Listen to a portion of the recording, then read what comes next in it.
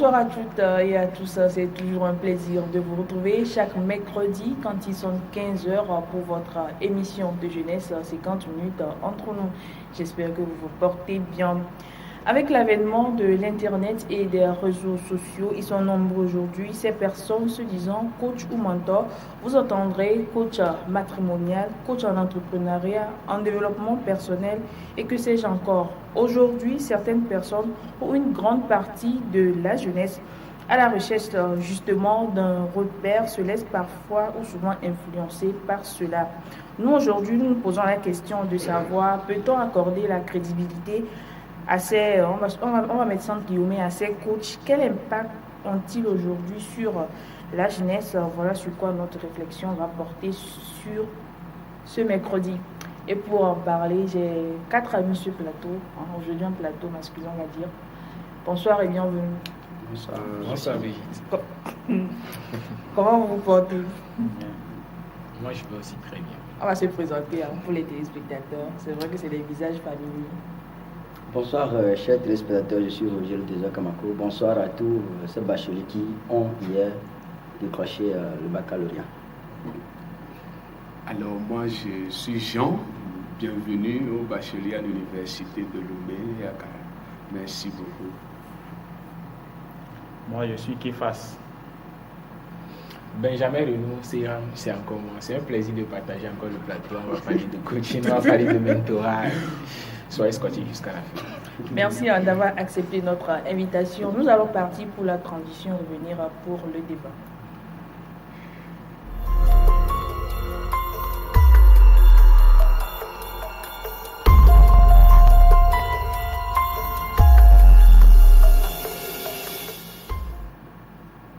Alors cet après-midi, nous parlons de coaching, de ces personnes sur les réseaux sociaux. Vous allez voir, ils sont nombreux à faire des directs, coach en développement personnel, coach matrimonial, entrepreneuriat. Bon, il y en a plein de ces coachs sur les réseaux sociaux. Alors, je vais commencer d'abord par Roger, puis c'est une personne que je suis à dire. Alors, quand on parle de... Pourquoi tu souris? C'est un coach. D'abord, c'est quoi la différence justement? Vous allez attendre coaching, mentorat. C'est quoi la différence entre les deux? Merci, je dis bonsoir tout d'abord à M. Yobana, il est inspecteur en formation à Tati ici, donc autant pour moi. Maintenant, pour revenir à la question qui m'est posée, je pense qu'il n'y a pas trop de différence entre un mentor et un coach. Un coach, tout d'abord, c'est quelqu'un qui, on peut dire, un guide, un conseiller. Quand on parle de coach, il doit avoir normalement un adepte, bien un élève. Quand tu es coach, ça veut dire que tu dois coacher quelqu'un, ça veut dire que tu dois guider quelqu'un, tu dois être le conseiller de quelqu'un. Maintenant, le mentor, c'est une personne ressource, pas une personne ressource, mais une personne qui vous sert d'appui, de référence, une personne que vous aimez tant, pas seulement ses attitudes, mais ses manières de faire, vous aimez cette personne.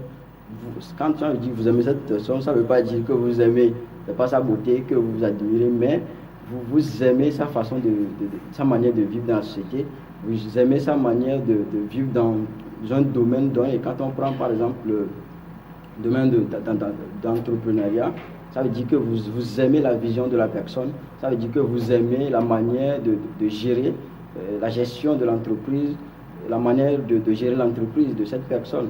Alors pour revenir même aussi au niveau du coaching, du non-coach, ça veut dire que cette personne vous donne des conseils dans un domaine donné, cette personne vous guide dans un domaine donné. Quand on prend par exemple le domaine de football, le coach, c'est naturellement celui-là qui reste devant l'équipe, c'est celui-là qui essaie de donner les secrets possibles, de léguer ces secrets-là à ses joueurs pour que l'équipe puisse bien aller.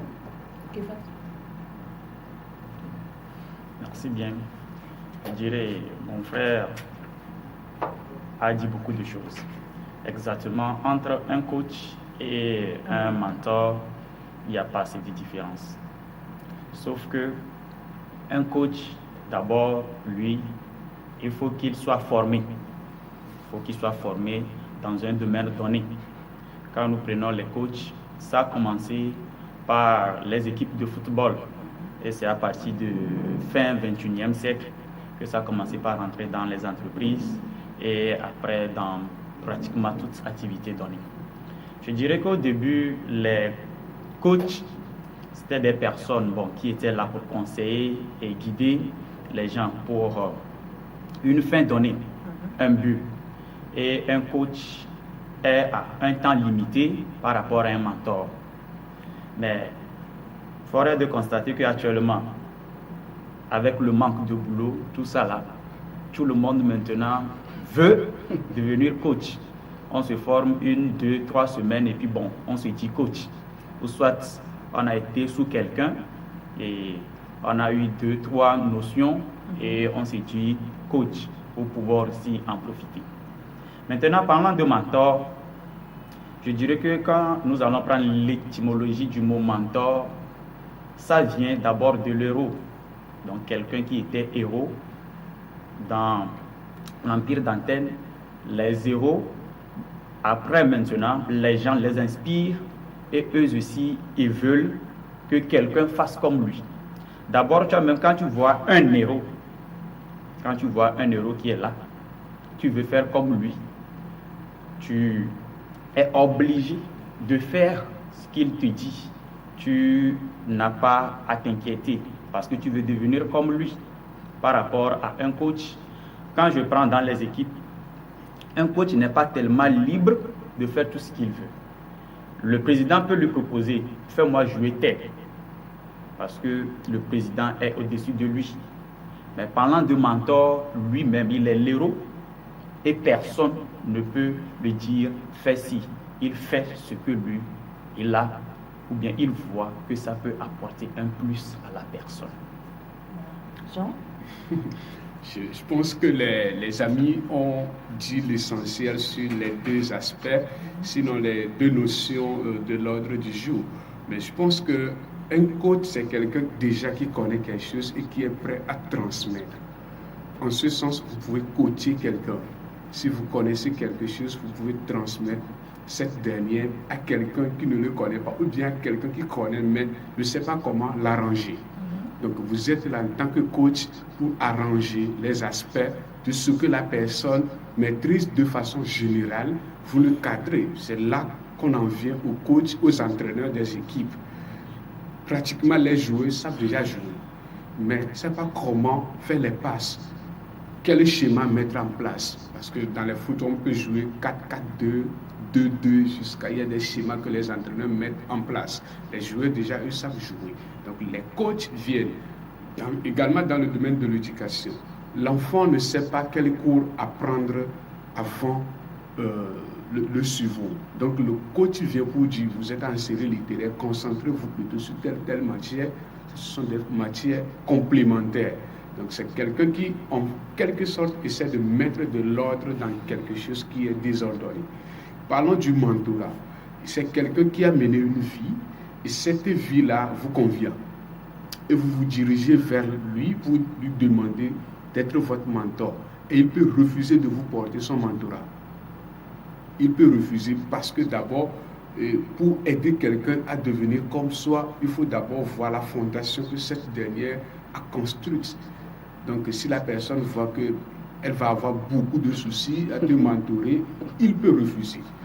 La seule peut-être différence, les 2 personnes, que soit coach ou mentor, participent à la formation de l'être humain. Sauf que, comme quelqu'un vient de le dire, le coach, il est limité, mais le mentor, il n'est pas limité, il te guide, mais c'est vous qui dirigez vers lui. Et vous êtes obligé de suivre tout ce qu'il vous dit. En tout cas, ce qui vous convient dans sa vie. Merci beaucoup.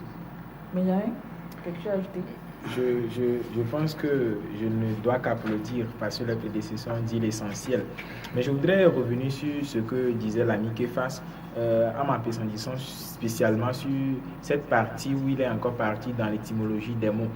Ça m'intéresse aussi. Quand nous prenons le mot mentor, d'autres disent mentor, les 2 prononciations sont acceptées. Il faut dire que, comme il avait dit, le nom là, mentor a été donné à un héros. Et ce héros-là vient des aventures de Télémaque. Et tout de suite, pourquoi je vais encore dans ce détail, c'est pour rappeler aux téléspectateurs que ce personnage-là a fait des actions louables, a fait des choses extraordinaires, a fait de bonnes choses, qui a donc inspiré des gens dans son siècle. Ceci dit, on veut faire comme lui. C'est tout comme quand nous finissons dans l'enfance de suivre les dessins animés et tout, nous revenons maintenant sur la cour de la maison pour refaire ce qu'on a vu. C'est comme nous avons ingurgité cela et nous ruminons maintenant cela pour faire comme ces gens, parce que ces gens-là deviennent notre miroir, on se voit à travers ces personnes. Maintenant, pour revenir à ce qu'on appelle coach, je voudrais aussi aller encore dans le même sens que Képhas pour partir encore dans l'étymologie de ce mot. Il faut dire que coach vient du mot anglais coach, et qui n'est pas aussi à confondre avec to train. To train veut dire entraîner quelqu'un. Par contre, to coach somebody, peut-être je suis trop angliciste, coacher quelqu'un, c'est... Si tu veux parler anglais, Roger, parce que beaucoup de toi. Coacher quelqu'un, le Togo a intégré le common zone, je crois qu'on peut se permettre de parler. Nous sommes quand même aujourd'hui le mercredi, il reste encore... Non, il n'y a pas de souci, il faut faire de l'entraînement là, y arriver. Donc, je disais que le coach, comme je disais à l'instant que c'est du mot anglais coach, mais il faut aussi rappeler que ce mot vient toutefois du francien, l'ancien français coach, qui voudrait dire celui-là qui est technicien. Et donc quand on parle de technicien, l'avis de Jean précédemment m'intéresse en ce sens que la personne a des connaissances, la personne veut mettre de l'ordre dans ce qu'on a déjà. Ce qui voudrait dire que le coach n'est pas en train d'initier, mais le mentor ou encore le mentor, si vous voulez, initie, a la possibilité d'initier. Roger avait dit que je vais vers la personne. Oui, je suis impressionné par les manières de faire de la personne et je vais vers le mentor là dans le domaine footballistique. Donc, il m'apprend à jouer au coup franc, par exemple. Par contre, je sais déjà tirer au coup franc. Le coach me dit, pour tirer Benjamin, il faut 2 cm parce que lui, là, il était à l'école.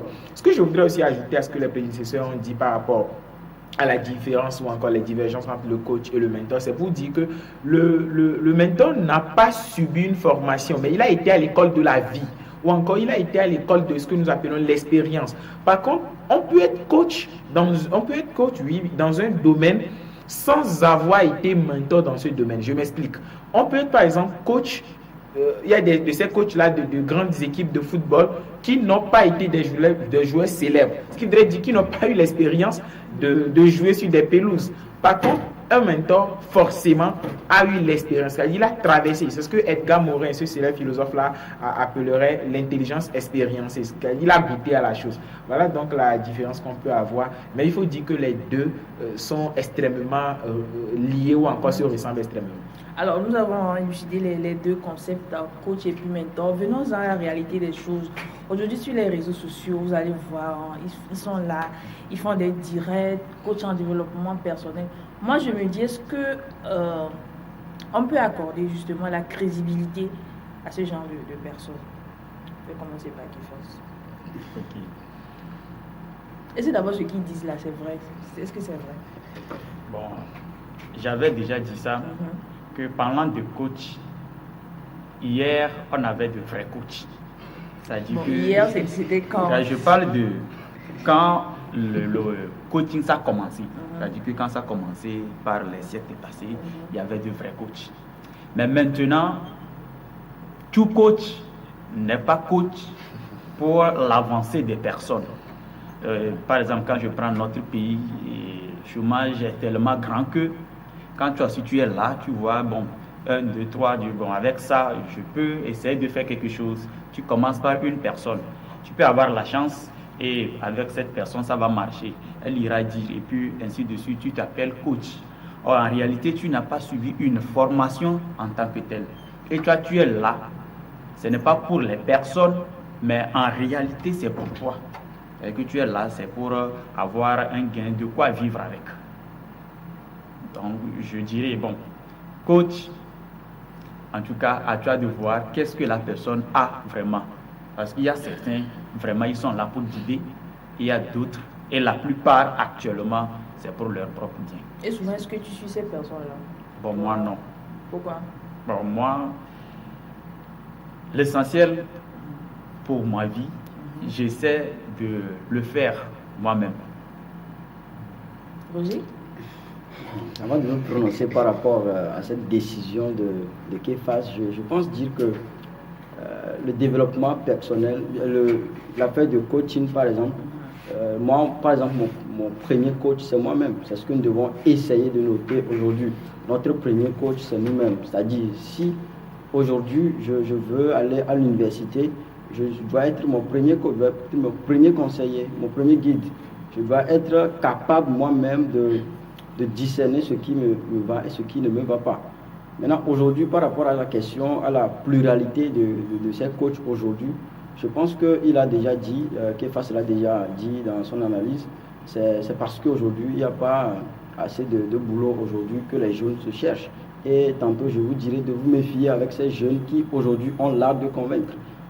Avoir l'art de convaincre, mais ça ne commode pas avec le fait d'être en face de la réalité. La réalité aujourd'hui, tout le monde la connaît, tout le monde connaît la réalité, même seulement que vous allez vouloir passer à côté de cette réalité avec votre art oratoire pour pouvoir convaincre les gens. Donc c'est là que je tire l'attention des jeunes aujourd'hui à se méfier. La crédibilité de ces coachs aujourd'hui c'est à rejeter selon moi, puisque aujourd'hui il a dit, aujourd'hui il y a ces gens-là qui ne sont pas formés, qui n'ont pas d'informations, mais ils se jettent sur le terrain, ils viennent sur le terrain dire qu'ils sont des coachs. Quelqu'un aussi va se lever un beau matin, allumer sa caméra et puis commencer par dire, il fait 30 minutes il fait 30 secondes, il commence par 30 secondes souvent, ils font 30 secondes de vidéo, ils postent sur leur statut WhatsApp et les gens vont des fois c'est la population, bien c'est l'internaute qui donne cette appellation-là aux gens et puis ils croient qu'ils sont déjà des coachs, on l'appelle coach en ceci, coach en cela, et puis ça crée de la polémique après. Parce que je pense que, comme je l'ai déjà dit, pour rester ici, je pense que nous devons être réalistes, nous devons essayer d'être capables de discerner le mal, de discerner le bien. Parce que je l'ai déjà dit, ils vont essayer de vous convaincre. Et comme je parlais de cette affaire de poster les vidéos et autres, je faisais tantôt allusion aussi à la formation. Les gens n'ont pas suivi des formations aujourd'hui, mais ils essaient d'impressionner, d'influencer les gens, d'où le nom même des influenceurs, d'influencer les gens sur les réseaux sociaux et dire après qu'ils sont des coachs. Je pense que, avant de laisser la parole à qui de droit, avant de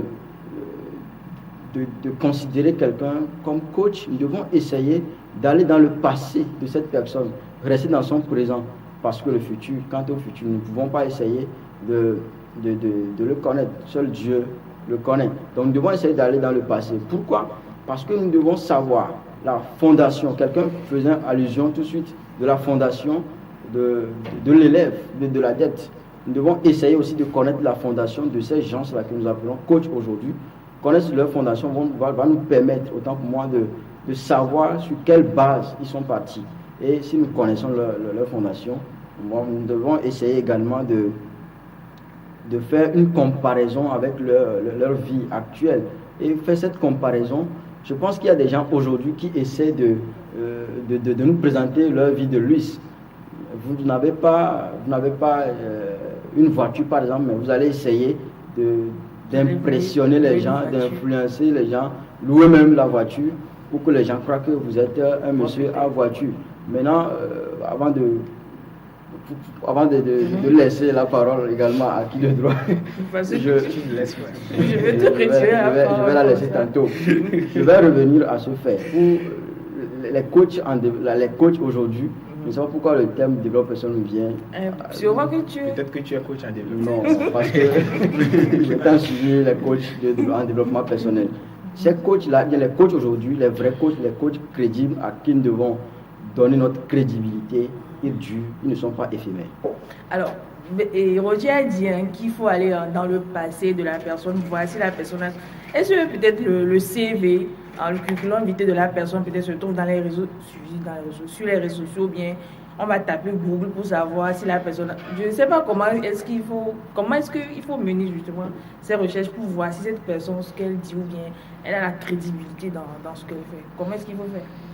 Pour répondre à la question que vous posez par rapport à la réaction de Roger, je pense qu'aujourd'hui, Internet nous donne cette possibilité d'étaler notre vie et aussi de facer notre vie. Ce qui voudrait dire qu'aujourd'hui, je peux me lever et supprimer mon passé sur mon compte Facebook, c'est possible. Je peux aussi supprimer beaucoup de choses sur mon passé. Quand Roger dit tout de suite qu'il faut aller dans le passé de la personne, ça me donne tout de suite... ça me fait revenir à l'esprit cette expérience que moi, que j'ai eue avec ces gens-là qui s'appellent pseudo-coach. Une fois, je suis parti à une... J'ai été invité à une séance de coaching, si je peux l'appeler ainsi. Moi, mon rôle, c'était d'être modérateur de la séance. Donc, c'était mon job. Je devais prendre l'argent à la fin, naturellement.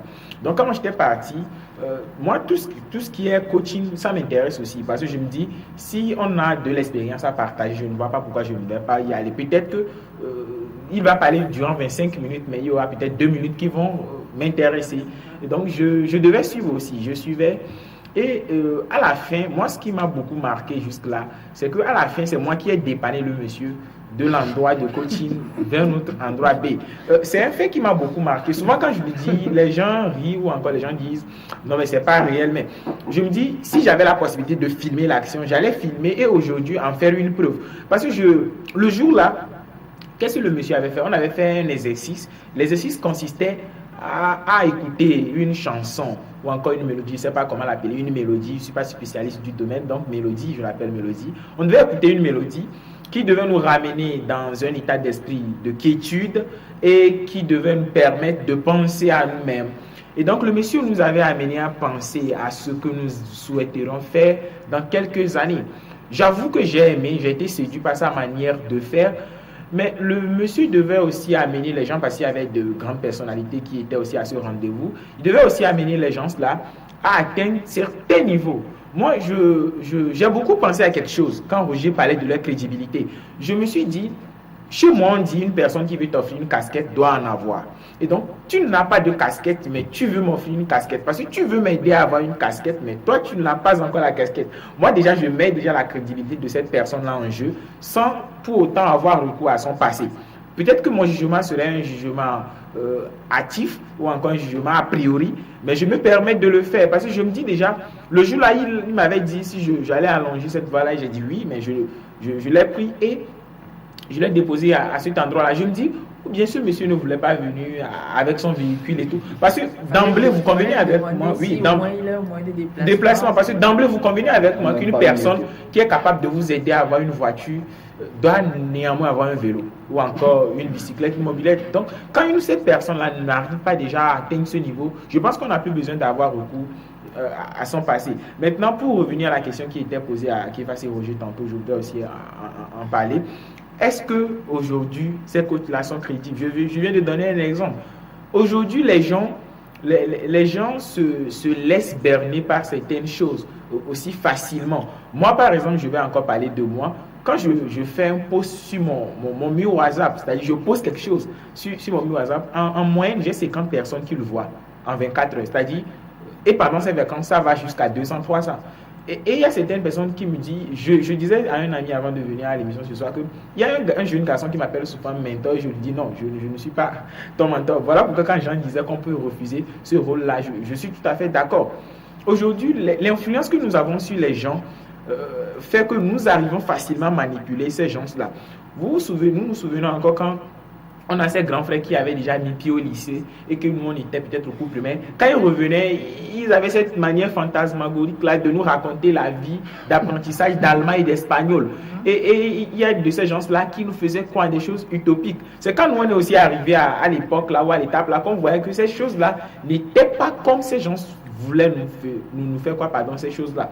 Et donc, il faut tout de suite rassembler certaines preuves avant de dire que telle personne ou encore telle personne est crédible. Pour finir, je voudrais aussi rappeler que cette affaire de coaching, de mentorat et tout, je ne sais pas, est aussi fille, cette affaire est aussi fille de ce que l'on appelle psychologie. Parce qu'au départ, ce travail-là, ce job-là, si vous le permettez, ce boulot était exercé par ceux-là qu'on appelait psy, mais ils avaient des spécialités. Un psy ou encore, un psy en travail, un psychologue de travail ne peut pas vous aider quand vous avez un problème matrimonial. Un psychologue d'orientation, bien un conseiller en orientation, ils avaient des noms de spécialistes, ne peut pas vous aider quand vous avez un problème de cynophobie, par exemple. Vous avez développé une phobie envers les chiens. Cette personne-là ne peut pas vous aider. Et ces psy-là avaient des domaines donnés. Aujourd'hui, tapés par ou encore tabassés par la faim, les gens se lèvent d'un jour au moment, ils vont au Wi-Fi, font des directs de 30 secondes. Et heureusement que TikTok aussi leur donne coup de main. Et puis, ils sont déjà des coachs, mais il faut aussi rappeler que c'est nous qui le programmons coach, parce que ces gens-là peuvent faire ces genres de vidéos, mais quand nous n'accordons pas la crédibilité qu'il faut à ces gens, ils ne vont pas s'auto-proclamer coach. Voilà. Jean, ton avis sur la question. Mais j'ai retenu, l'une des causes de ce phénomène, c'est la faim, c'est la pauvreté, c'est le chômage. Jean?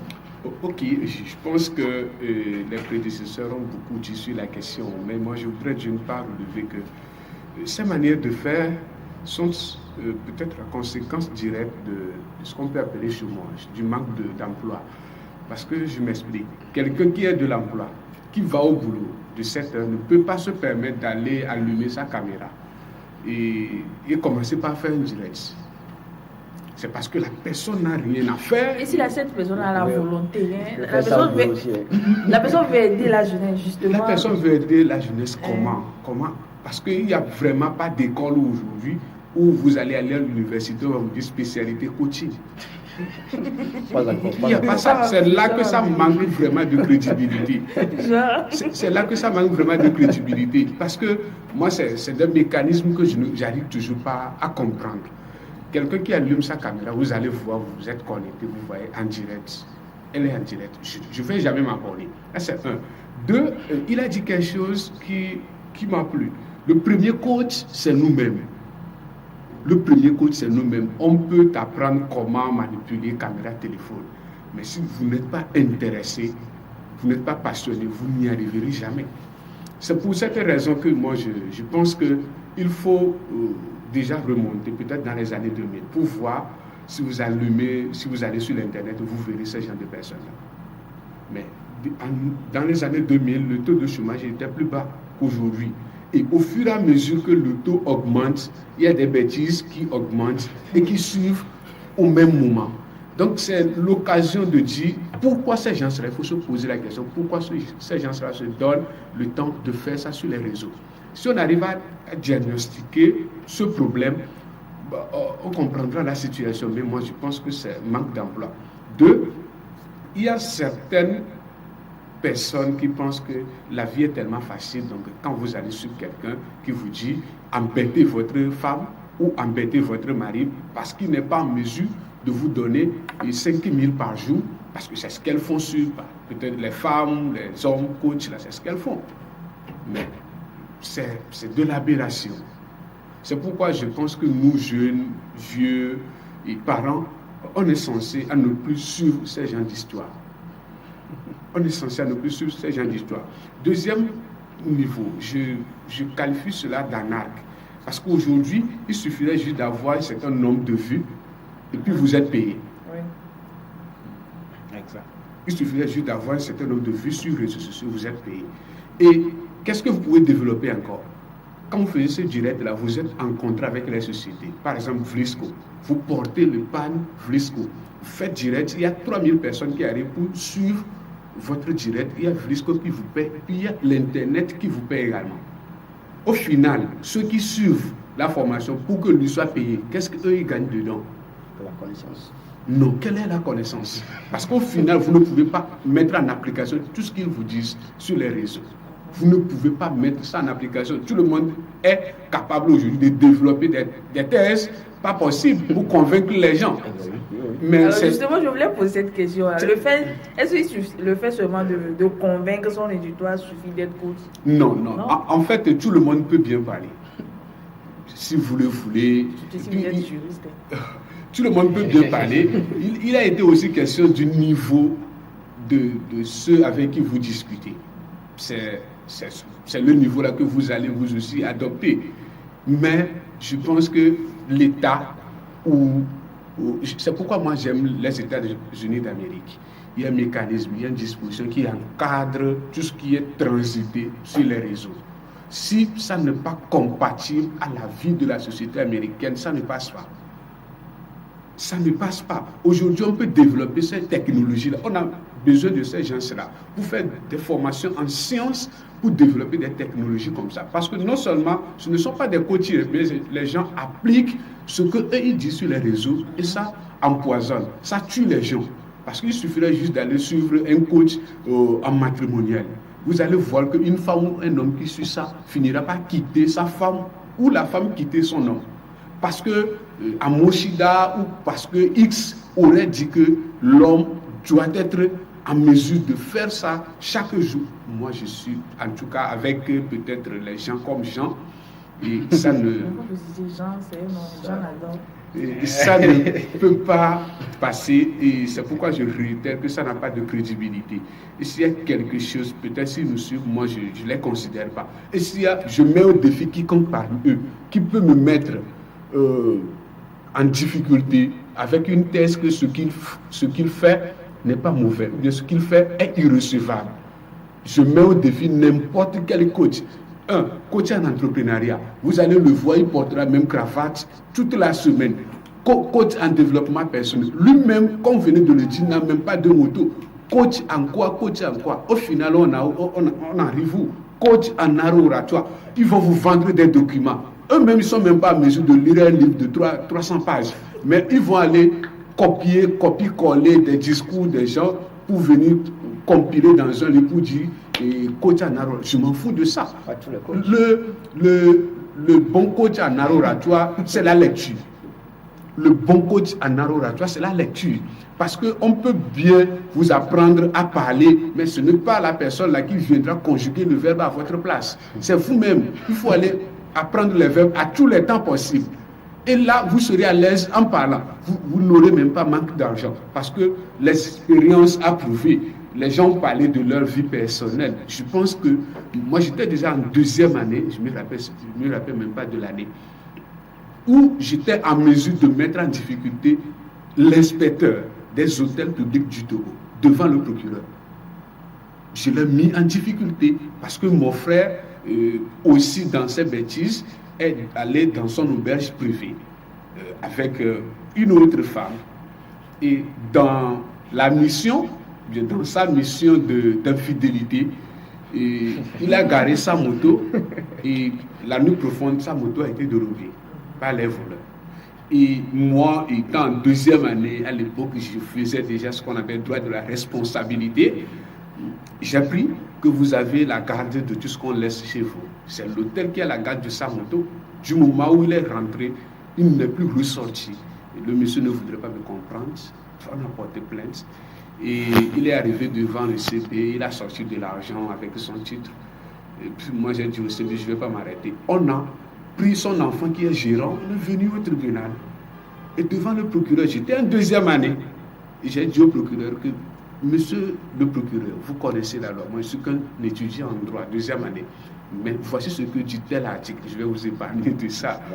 Voici ce que dit tel article. C'est intéressant quand même. Et donc je vous demande juste d'appliquer. L'homme a eu chaud dans sa veste. Au final, il est sorti, trouvé 350 000, il est revenu signer l'engagement sur les 150 000 restants.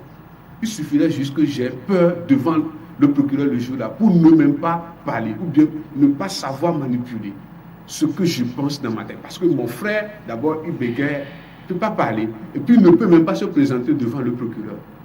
C'est-à-dire qu'il faut laisser les coachs là dans leur coin. Ça, vous les suivez, vous les encouragez. Merci. Merci. Surtout d'avoir partagé cette expérience avec nous. Avant de te revenir, Képhas, si je comprends bien, tous ici sur le plateau, vous n'accordez pas la crédibilité à ce qui se dit sur les réseaux sociaux. Mais c'est nous qui faisons leur publicité, non? Sinon, pourquoi ils ont les 1000 vues, les 3000 vues? Ce sont les internautes qui facilitent ou bien qui font que ces gens-là existent encore sur les réseaux sociaux. Ou bien? Si, je l'avais déjà dit, tout ça là, ça dépend de la famille. Comme il n'y a pas mangé. Il n'y a pas mangé, mais les gens trouvent au moins 200 francs pour aller faire la connexion Internet et venir sur ces gens-là. Oui, c'est ce que je voulais dire, que mon frère Jean l'avait déjà dit. Il n'y a pas de mesure d'accompagnement pour l'utilisation des réseaux sociaux. Ça fait que tout le monde est live. Il y a même les enfants qui dérobent les 200 de leur maman pour aller, tout juste à cause des bêtises, pas pour aller faire une bonne chose. Donc, dans la galère qui nous tue dans le pays, certains qui ont la bouche mielleuse se sont dit, on va passer par ici pour voir si ça peut marcher. Quelques minorités qui se disent coach. Et maintenant, la grande partie maintenant veulent essayer. On va le faire. On va essayer voir. Le frère Jean avait toujours dit ça. Il y a des livres. Moi, j'en connais. Il y a une fille que je connais très bien. Elle a plus de 3-4 livres. Et elle essaie de lire. C'est dans quel domaine? D'entrepreneuriat. On dit réussir à base de 0 francs. Je ne sais pas comment ça va arriver. À base de 0 francs, on dit réussir. Donc, elle a tellement lu au point que des fois, quand on discute, je lui ai dit non. Ce que tu dis, ça, ce n'est pas dans notre pays, le Togo. Le Togo, notre pays là, a ses réalités. Ce que tu dis, ça ne peut pas marcher. Il faut voir les réalités. En fait, elle dit non. Et tout ce que toi, tu vas la dire, qui est contraire à son livre, non. Elle n'accepte pas. Soit vous allez vous tirailler, et puis bon, vous allez vous séparer. Elle veut que ça marche comme on dit dans le livre. Or, c'est impossible. C'est impossible. Oui, j'aimerais réagir par rapport à l'intervention de gens, mais je pense que Kefas aussi rentre dans cette logique. Je pense que nous ne devons pas essayer de minimiser autant que moi le rôle des coachs ici. Le coach, c'est un travail très important, mais jusqu'à aujourd'hui, cela a pris d'autres ampleurs. Je parle de quoi? Je veux dire quoi exactement? Comme il a dit, il y a des gens qui veulent l'essayer et puis l'essayer à marcher. Ils sont arrivés autant que moi à tirer l'attention des gens et à pouvoir manipuler les gens. Maintenant, moi, ce que j'essaie de toujours marteler ici sur ce plateau, le premier coach même de l'individu, c'est lui-même. Maintenant, pour revenir par rapport à l'intervention de Kefas, qui dit qu'il connaît une soeur qui ne veut pas avoir d'autres connaissances en dehors de ce qu'elle a dans ses 3 livres, la Trinité. je pense que jusque-là, au moment où la sœur a 3 livres pour lire, surtout dans l'entrepreneuriat, il n'y a pas de problème. Il n'y a pas de problème parce que dans toutes choses, on a besoin des astuces pour pouvoir réussir. Quand nous voulons prendre par exemple le football, comment réussir à bien jouer, tu dois essayer naturellement tu as déjà un mentor, par exemple c'est Cristiano Ronaldo, tu vas essayer de voir qu'est-ce que Cristiano Ronaldo fait en dehors de l'entraînement lui-même personnellement. Tu dois essayer d'adopter ses plans, pas tous ses plans, mais voir ce qui te sied et puis adopter ce plan-là. Maintenant, tu reviens maintenant sur le terrain. Qu'est-ce qu'il essaie de faire pour pouvoir gagner? Est-ce que si Cristiano Ronaldo n'a pas pu marquer le but, est-ce qu'il pleure, est-ce qu'il gémit? Tout cela, tu dois voir. Et puis, prends ce qui te plaît. Maintenant, je veux revenir au niveau de là où la sœur ne veut pas avoir d'autres connaissances en dehors de ces 3 livres. C'est là même qu'il y a le problème. Parce qu'aujourd'hui, même les grands philosophes vont nous dire qu'ils n'ont pas la totalité du savoir. Raison pour laquelle, en philosophie, un philosophe va dire quelque chose, l'autre va dire le contraire. Maintenant, je pense que, comme je le dis, là, il n'y a pas de problème, mais c'est au moment où la sœur refuse d'avoir d'autres connaissances. Je le dis et je le dis toujours, je le crie haut et fort ici. Le coaching, c'est une affaire très importante, mais très lourde. Quand tu es coach de quelqu'un, donc ça veut dire que nous prenons par exemple une équipe de 5 personnes, tu es le coach de ces 5 personnes-là.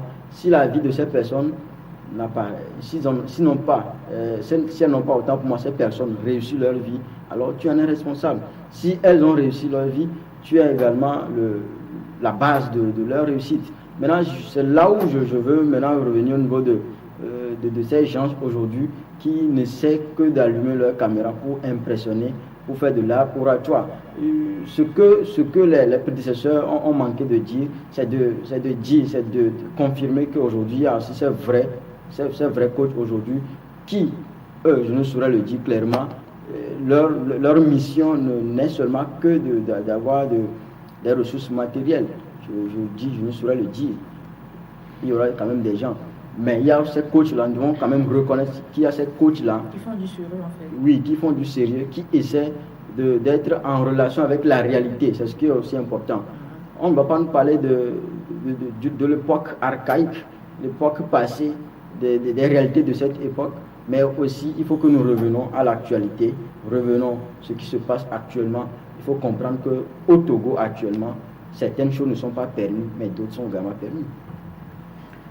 Benjamin? Oui, je pense que je vais encore m'aligner derrière Jean, en ce sens que cette affaire de coaching, nous sommes en train de peut-être, excusez-moi, de banaliser cela, mais c'est un problème très dangereux parce que ces gens-là, qui sont ces pseudo-coachs, je pèse bien mes mots, qui sont ces pseudo-coachs, je répète encore, sont en réalité en train de sacrifier l'avenir de la jeunesse sur l'autel de ce qu'on appelle la démesure. Aujourd'hui, nous sommes dans un monde de démesure où le vrai est tout de suite emballé dans de beaux draps et est jeté loin de nous, quoi. Vous allez voir sur les réseaux sociaux aujourd'hui, ces gens-là qui publient des choses didactiques et ces gens-là qui publient des choses à caractère dépravé. Vous m'excusez pour les deux mots. Je vais donner des exemples plus pragmatiques. Quelqu'un qui, par exemple, nous fait vivre les richesses de notre langue maternelle, par exemple, et une autre personne qui diffuse, par exemple, comment pratiquer la sexualité. Ces deux personnes, ces deux coachs-là, je vais les appeler coachs, vous permettez. Vous envoyez ces deux coachs-là sur l'Internet, vous allez voir que celui qui parle de sexualité aura plus d'abonnés et aura plus de commentaires. Parce qu'aujourd'hui, c'est la démesure, ce qui n'est pas normal. C'est ça que la jeunesse... c'est ça qui intéresse la jeunesse. La preuve, quand vous prenez les clips, hein, je ne sais pas, je ne connais pas le mécanisme de validation des clips dans notre pays ici, voilà, mais je pense qu'il faut aussi passer par là, parce qu'aujourd'hui, il y a une mentalité qui est passée derrière ce genre de choses-là, parce que quand nous voyons chaque jour quelque chose, ça devient une seconde nature. Et pour revenir à ce qu'avait dit Kefa, je pense que notre sœur là, elle a besoin de délivrance intellectuelle. Vous m'excusez beaucoup pour l'expression utilisée. Pourquoi je dis délivrance intellectuelle? Ces gens-là même qui écrivent ces livres-là souffrent de problèmes très graves. Il y a de ces gens qui ont écrit des livres. Je vais donner un exemple. Il y a un monsieur qui a écrit un livre intitulé « Avoir de l'argent dans un mois », mais cherche de l'argent pour éditer le livre là. Vous ne voyez pas qu'il y a du paradoxe? Il a écrit un livre où, en lisant le livre, après avoir lu, nous pourrons avoir de l'argent en un mois. Mais lui-même n'est pas en mesure d'avoir l'argent en un mois et éditer son livre. Et il est en train de mendier. C'est un grand paradoxe. Il faut comprendre que Roger parlait de réalité. Aujourd'hui, ces réalités-là ne peuvent pas être appliquées dans d'autres domaines. C'est comme vous prenez la formule de calcul d'air d'un rectangle que vous voulez appliquer à un triangle, ça ne va pas marcher. C'est pourquoi le mentor nous présente sa vie comme un miroir et nous choisissons. Quand nous prenons Cristiano Ronaldo qui joue, peut-être que ses parents lui donnaient déjà l'opportunité de faire tel quand il était encore gamin. La maman de Cristiano Ronaldo, il a toujours dit que sa maman, c'est son premier fan, après tout. Et il est allé jusqu'à même interdire à sa maman de suivre ses prestations pour qu'elle ne souffre pas de maladie cardiaque. C'est pour dire aujourd'hui que sa maman a déjà été sa mentor quand il était déjà adolescent. Aujourd'hui, nous devons savoir quelque chose. Ces gens-là que nous appelons influenceurs, ces gens-là que nous appelons coachs et tout, n'ont suivi aucune formation. Eux-mêmes le savent très bien qu'ils n'ont suivi aucune formation. Mais ils se sont autoproclamés coachs parce que nous leur avions donné la possibilité de monter sur ce piédestal-là. Quand vous allez sur Internet aujourd'hui et vous voyez nos jeunes sœurs, surtout les filles vont m'excuser si je le dis ainsi, mais nos jeunes sœurs étalent librement leur vie de couple sur les réseaux sociaux. Coach, mon mari fait tel, qu'est-ce que je dois faire? Mais j'ai comme l'impression qu'aujourd'hui, nous Africains avions oublié la manière de régler les choses. Moi, je pense que nous devons encore aller 2 décennies peut-être, nous sommes très jeunes, mais si nous retournons peut-être 2 décennies en arrière, nous allons voir que quand nos jeunes sœurs ou encore nos grandes sœurs, nos aînés avaient des problèmes, des problèmes conjugaux, encore des problèmes nuptiaux, elles revenaient vers nos mamans et je me souviens très bien, le matin très tôt, alors on fait encore des mises au point, on met les points sur les i, on déforme les a là où il faut en faire, on met les tréments pour que les sons puissent être bien prononcés. Il faut dire aujourd'hui que nous oublions les manières de régler ces choses-là. Vous allez voir aujourd'hui un jeune garçon qui a un problème d'érection, va directement sur Facebook, tape un coach en sexologie, je ne sais pas, et commence à poser des questions là-bas. Au lieu de revenir vers son papa. Et on précise de publier en annonce, s'il vous plaît. Aujourd'hui, le jeune garçon là, au lieu de revenir vers son papa et avoir des informations nécessaires, qui vont l'aider à retrouver sa virilité, ce jeune garçon là va se laisser à la merci de ces gens-là. Le jeune garçon là.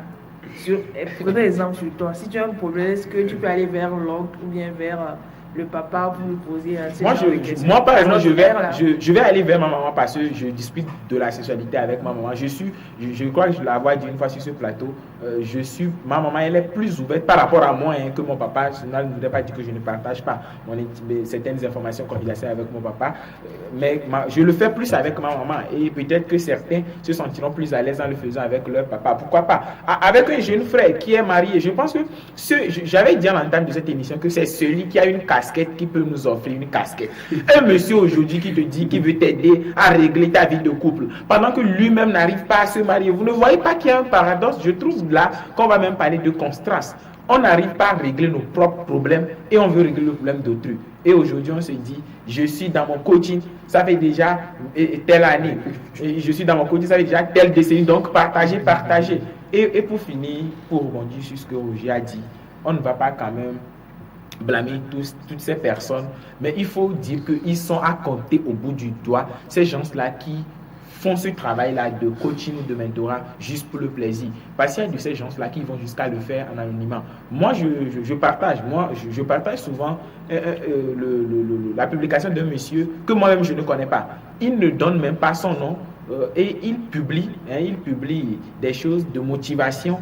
Et je pense que ce monsieur n'a pas besoin tout de suite de notre abonné, de notre abonnement ou de notre publication et tout. Qu'est-ce qui se passe aujourd'hui? Les gens publient ces choses et arrive un moment, il y a pause, on dit abonnez-vous, sinon je ne continue pas la suite de l'histoire.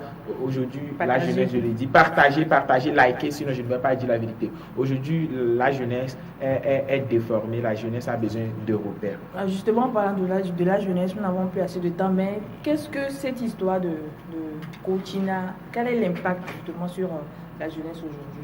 Roger? Oui, je l'ai déjà dit. Je pense, il faut que je place peut-être là où Benjamin fini. Oui, rapidement. Et peut-être la sœur, peut-être qu'elle vient en autarcie, on ne va pas développer trop là-dessus. Mais les gens qui sont sérieux aujourd'hui sur les réseaux, ce ne sont pas les coachs, ce sont des donneurs de leçons de vie. Vous allez voir que ces gens-là n'ont pas fait de formation. Ils s'inspirent de l'africanité. Mais au contraire, si on prend un coach, c'est quelqu'un qui fait cycle 1, cycle 2, cycle 3, peut-être avant d'arriver à l'équipe nationale. Vous êtes en équipe, première équipe, vous êtes au niveau des championnats. Mais eux qui viennent directement sur les réseaux sociaux, ça voudrait dire qu'on a sauté 2 étapes. Ça voudrait dire qu'à leur niveau, il y a quelque chose qui ne va pas. Il y a quelque chose qui ne va pas. Je voudrais aussi très rapidement dire que aujourd'hui, quelqu'un peut se servir de toi pour avoir de l'argent si tu n'es pas vigilant ou si tu n'es pas intelligent. Et puis, quand vous mettez votre formation universitaire ou votre formation professionnelle en évidence, vous pouvez très rapidement vous retrouver sur le marché de l'emploi. Parce que ça paye toujours. Aujourd'hui, vous voulez être secrétaire, il faut déjà beaucoup manipuler l'outil informatique. Vous devez savoir comment, si on perd un fichier, on peut retrouver ça très rapidement. Parce qu'on n'a pas besoin d'une ou d'un secrétaire dans un service où, une fois on perd un document, on n'est pas à mesure de le retrouver. Ou si on laisse un document de 2 pages, on fait la saisie pendant 30 minutes. Non. Ou bien le secrétaire qui lit tout avant de saisir. Non. Il faut un secrétaire professionnel. Mais si vous n'êtes pas qualifié à ce point, qui va vous embaucher dans son service? On ne cherche à dénicher que les meilleurs. J'ai donné l'exemple là ici que moi je finissais mon stage académique. j'ai fini le stage et j'ai décroché la collaboration. Et ceux qui maîtrisent bien le circuit vous le diront. Avant de décrocher une collaboration dans un cabinet, c'est pas facile. C'est des murs blanches qu'il faut passer. Mais je finissais et puis je l'ai décroché. En fait, je ne gagne pas beaucoup, hein, mais c'est une question de sacrifice. Je ne dormais pas en étant stagiaire. Je ne dormais pas. Je dois apprendre à écrire comment est-ce qu'on conclut dans un dossier pénal, dans un dossier civil, dans un dossier matrimonial. Vous devez en tant que stagiaire apprendre ça. Or, dans ce cabinet, il y a le Wi-Fi. Votre PC est connecté, votre téléphone est connecté. Vous pouvez aller, vous pouvez chatter. Mais moi, j'ai oublié tout ça là. Qu'est-ce que j'ai acheté 3 clés USB. On m'envoie chez un ordinateur, je copie le fichier et je lis. Je veux bien qu'on aille au bout de cette expérience, mais nous n'avons plus assez de temps. Non, je refuse. Il faut savoir de venir rapidement. On va passer au mot de la fin. Oui, je pense que nous l'avons déjà dit ici sur le plateau. L'avenir de la jeunesse est dans ses mains. C'est-à-dire nous avons notre avenir dans nos mains. Nous n'avons pas notre avenir dans les mains de ces soi-disant mentors, bien coach. Je pense, je l'ai oublié même, un coach, bien un mentor ne s'auto-proclame pas. C'est vous-même qui... c'est la société, c'est la société qui va dire, bien c'est quelqu'un, un individu qui va dire que monsieur, vous êtes bien pour être mon mentor. J'ai voulu dire à monsieur Jean qu'il va être mon mentor après cette émission. Parce qu'il a travaillé dur. Mais je pense que c'est ça, c'est ce que nous avons besoin aujourd'hui. Nous avons besoin de ces gens-là qui doivent réellement nous cadrer et nous guider dans notre vie active pour pouvoir tirer notre épingle de jeu. Voilà, ok. Et ce que moi je voulais dire pour finir est que coach, Roger l'avait dit, c'est la personne elle-même d'abord. Après la personne elle-même, je vais toucher les parents. Ça dépend aussi des parents, comment les parents parlent à leurs enfants à la maison. Donc il faut que les parents commencent par essayer d'orienter leurs enfants, que les parents fassent du dialogue avec leurs enfants, les enfants ont confiance en eux et maintenant avec cette confiance, ça peut commencer par monter et on va y arriver. Et de deux, un bon coach n'a pas besoin de laisser tout sur les réseaux sociaux, mais quelqu'un dira, il y a un coach là-bas qui est bon, qui peut t'aider. Donc en réalité, ce coach devient en même temps un mentor. Il ne s'est pas proclamé, mais on l'a vu faire. Lui, il peut aider. Mais ceux qui sont sur les réseaux sociaux, tout ça là, c'est pour avoir leur job. C'est leur job. Bref, et le frère avait pour terminer, il a dit quelque chose. Ils vont dire sur les réseaux sociaux, je suis coach depuis 10 ans, j'ai fait tel, peut-être qu'il a fait 3 merveilles. Et 10 choses qui ne sont pas bonnes, mais il ne va jamais dire ça. Oui, il le dit, oui. Peut-être qu'il a aidé un foyer, il y a eu réconciliation, mais il a gâté 4 foyers, mais il n'a pas dit ça. Donc alors, nous-mêmes, il faut faire le discernement avant toute chose. Voilà, le message est passé déjà rapidement.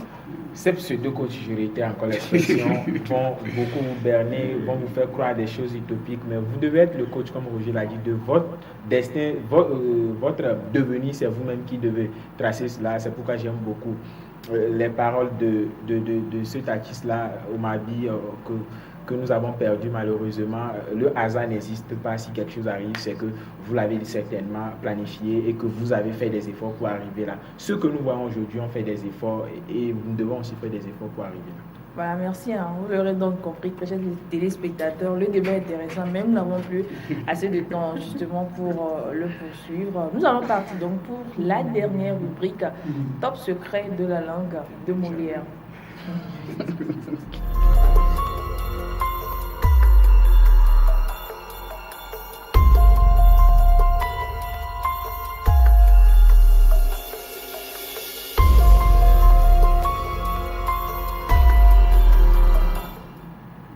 Voilà, donc en retour sur ce plateau. Déjà, Benjamin, Molière, il est coach ou mentor?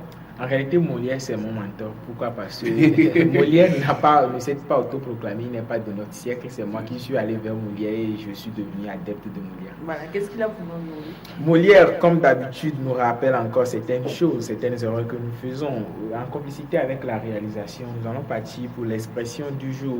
Pour ce jour, il s'agit de l'expression tourner kazakh. L'expression tourner kazakh qui signifie changer d'opinion. Il faut que les gens tournent kazakh dans cette affaire de coaching et arrêtent de se faire avoir facilement. Tourner kazakh signifie changer d'opinion. Il faut dire que l'expression est essentiellement utilisée depuis le XVIIe siècle dans la politique pour dire que j'ai changé de parti politique. Je ne suis plus dans ce parti politique-là et donc j'ai tourné kazakh. Parlant de coaching, parlant de rêve, nous avons cette citation de Cristiano Ronaldo qui dit « Je ne veux pas raconter mes rêves, je veux les montrer. » Arrêtez de raconter vos rêves sur les réseaux sociaux, il faut montrer ces rêves-là. Et Cristiano Ronaldo, ce joueur-là, tant aimé par beaucoup de téléspectateurs, dit « Je ne veux pas raconter mes rêves, je veux les montrer. » Nous devons travailler à l'ombre pour montrer nos rêves. Depuis un certain temps, nous avons aussi l'habitude de corriger ces quelques problèmes de conjugaison. On sait que les enfants sont à la maison actuellement en train de nous suivre. Le verbe survivre à l'imparfait du subjonctif pose beaucoup de problèmes. On se demande qu'est-ce que je vais dire. Le verbe survivre qui voudrait dire résister quand c'est compliqué, on va dire que je survécusse, que tu survécusses, qu'il survécut, que nous survécussions, que vous survécussiez et qu'ils ou elles se survécussent. C'est un peu compliqué, mais il faut que nous faisons un petit effort pour rappeler encore ces verbes parce que ces manières de conjuguer sont déjà en disparition. Les gens ne l'utilisent plus. Il faut de temps en temps le rappeler. C'est une conjugaison rare. Très rare, même. Est-ce qu'on peut l'utiliser? Je sais pas. Oui, aujourd'hui, dans un discours, en réalité, le problème, c'est qu'aujourd'hui, les gens ne veulent pas respecter la concordance de temps. Sinon, quand on utilise déjà l'imparfait dans la proposition principale, c'est que dans la subordonnée, on s'entend ce qu'on est. Le subjonctif, c'est peut-être trop technique. Déjà, plus c'est compliqué. Nous avons aussi l'habitude de corriger ces quelques erreurs que nous commettons quand nous avons loué. C'est pas le jury, c'est là, j'ai peur d'employer les mots. Quand nous avons une maison, nous avons loué une maison chez quelqu'un, on se demande la personne, comment on doit l'appeler. Souvent, nous disons maisonnier. Le mot maisonnier n'existe pas pour l'instant. L'Académie française n'a pas accepté le mot maisonnier. Il faut plutôt dire le locateur ou le bailleur. C'est la personne qui a donné la maison en location qui est le locateur ou le bailleur, à ne pas confondre avec le locataire qui vit dans la maison. Et donc, évitons à partir d'aujourd'hui de dire mon maisonnier ou ma maisonnière. Non, disons plutôt le locateur ou la locatrice ou encore bailleur pour ne pas dire donc maisonnier. Pour finir, nous sommes en vacances, je le disais, la fois dernière on avait appris à appeler ces cartes-là que les enfants jouent. Aujourd'hui, c'est un jeu que nous tous ici certainement on aurait fait quand on était encore adolescents. On l'appelle communément chou, jeu de chou. Qui aurait une idée de comment est-ce que ça s'appelle en français? Ça s'appelle en français la marelle. M-A-R-E-2-L-E. La marelle. Au lieu de dire jeu de chou, disons plutôt la marelle. M-A-R-E-L-2-L, pardon. Voilà donc qui m'a fait un top secret de la langue de Molière. Merci de nous avoir suivis. Merci également à toi, Benjamin. On dit également merci à Kefas, Roger, puis à Jean. Pardon? Quand tu Roger, tu ne as pas dit ta spécialité. Non. C'est développement personnel. Il va avoir mal sur le plateau. Elle pose, mais on appelle l'émission, elle termine, c'est du coup. Yo, c'est noté. Merci également à tous les téléspectateurs qui nous ont suivis. On dit également merci à toute l'équipe technique. On va se dire donc au revoir et à mercredi prochain.